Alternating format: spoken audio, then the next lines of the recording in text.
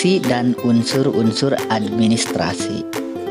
Menurut Wiebel 2021, terdapat 5 jenis fungsi pendukung administrasi dalam perkantoran, yaitu sebagai berikut. Di sini ada 1.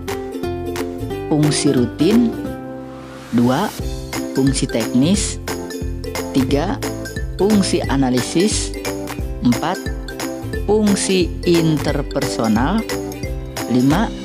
Fungsi manajerial. 1. Fungsi rutin. Fungsi rutin adalah fungsi administrasi yang membutuhkan pemikiran, minimal mencakup pengarsipan dan penggandaan. Contohnya menggandakan surat-surat dan melakukan penyimpanan surat dalam file yang tertata atau pengarsipan. 2. Fungsi teknis. Fungsi teknis adalah fungsi administrasi yang membutuhkan pendapat, keputusan, dan keterampilan perkantoran yang memadai. Contohnya menggunakan berbagai perangkat software untuk membantu pencatatan data atau lainnya. 3. Fungsi analisis. Fungsi analisis adalah fungsi administrasi yang membutuhkan pemikiran kritis dan kreatif, disertai kemampuan untuk mengambil keputusan. Contohnya menganalisis data, persediaan barang, dan membuat keputusan membeli barang.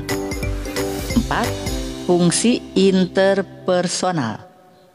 Fungsi interpersonal adalah fungsi administrasi yang membutuhkan penilaian dan analisis sebagai dasar pengambilan keputusan serta keterampilan yang berhubungan dengan orang lain. Contohnya menganalisis data dalam melakukan pekerjaan untuk kemudian dapat dikoordinasikan dengan tim. 5. Fungsi manajerial. Fungsi manajerial adalah fungsi administrasi yang membutuhkan perencanaan, pengorganisasian, pengukuran, dan motivasi.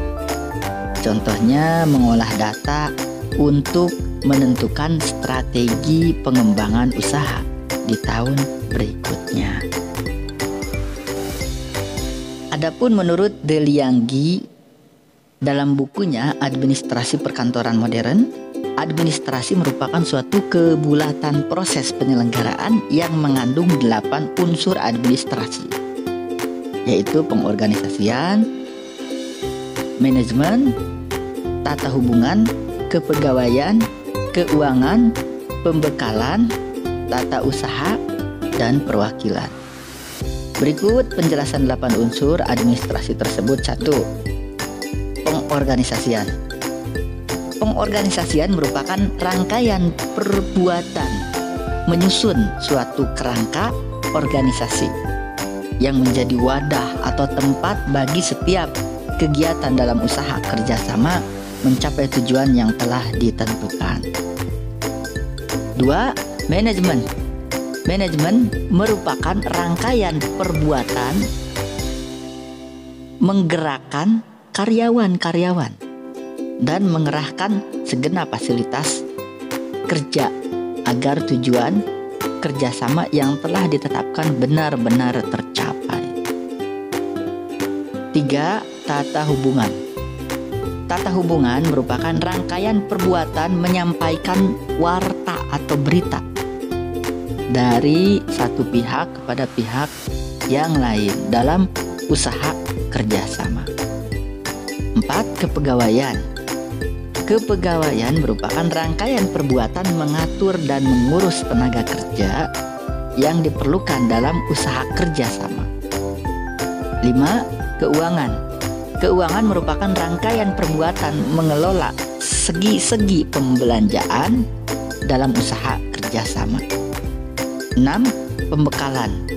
Pembekalan merupakan rangkaian perbuatan mengadakan, mengatur pemakaian, mendaftar, memelihara, sampai menyingkirkan segenap perlengkapan yang sudah tidak diperlukan dalam usaha kerjasama. 7. Tata usaha.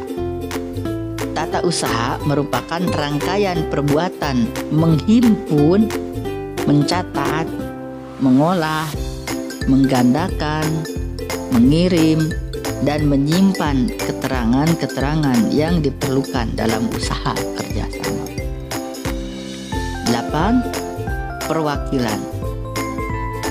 Perwakilan merupakan rangkaian perbuatan menciptakan hubungan baik dan berusaha memperoleh dukungan dari masyarakat sekitar terhadap usaha kerjasama yang dilakukan.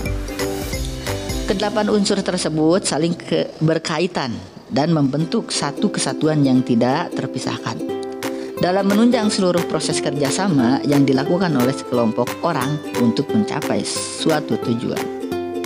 Dalam kegiatan berwirausaha akan lebih baik jika menggunakan 8 unsur tersebut dalam mengelola bagian atau divisi administrasinya. Dengan pemahaman yang baik terkait unsur-unsur tersebut, kita dapat merencanakan penggunaan sistem aplikasi yang dapat digunakan untuk menunjang tugas administrasi dalam usaha.